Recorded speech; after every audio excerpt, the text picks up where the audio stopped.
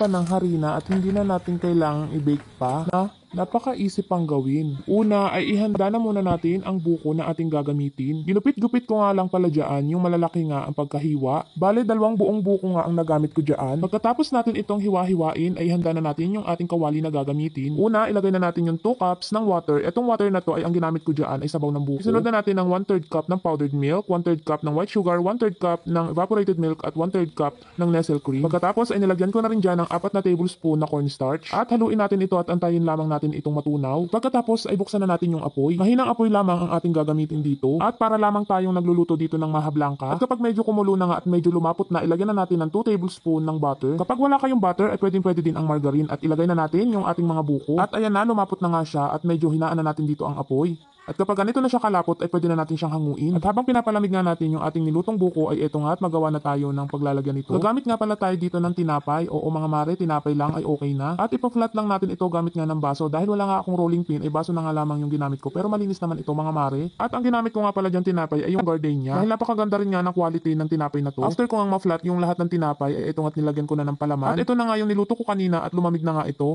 Ilalagay lang natin ito at parang gagawa lang tayo ng empanada. Bali gumamit nga lang pala ako dyan ng 9 na pirasong tinapay dahil yun na nga lang yung available dito sa amin. Ulit-ulitin lamang natin ito hanggang sa maubos nga yung ating tinapay. Gamit lang tayo dyan ng tinidor para masaraduhan nga yung mga gilid niya. At parehas nga natin ipipresya ng tinidor magkabila at ito na nga at okay na at naglagay na rin ako ng 2 itlog sa hawong. Dahil ididip nga natin ito dito. After ko nga batin breadcrumbs. Una, ididip muna natin yung tinapay dito sa itlog bago natin ilagay dito sa breadcrumbs. Kung nagki-crave ka na nga sa buko pie ay try mo na rin tong recipe na to. Eto nga at natapos ko na siyang idip sa itlog at sa breadcrumbs kaya naman lulutuin na natin to. Maghanda lang tayo ng kawali na ating pagpiprituhan. Maglagay na tayo dito ng cooking oil. At kapag mainit na nga yung mantika ay pwede na nating ilagay itong ating tinapay. Lutuin lamang natin ito sa mahinang apoy. At kapag na golden brown na nga ang kulay niya ay pwede na natin itong hanguin. Sino bang mag-aakala na gamit lamang ang tinapay ay makakatikim na nga tayo ng buko pie? Second batch na nga ito at eto na nga at naluto na. Kaya sarap-sarap nga ng lasa nito at para na rin nga talaga ako nakakain ng buko pie. At tingnan nyo naman mga mare yung loob niya talaga nga namang napaka-juicy, napaka-creamy at lasang-lasa talaga yung buko.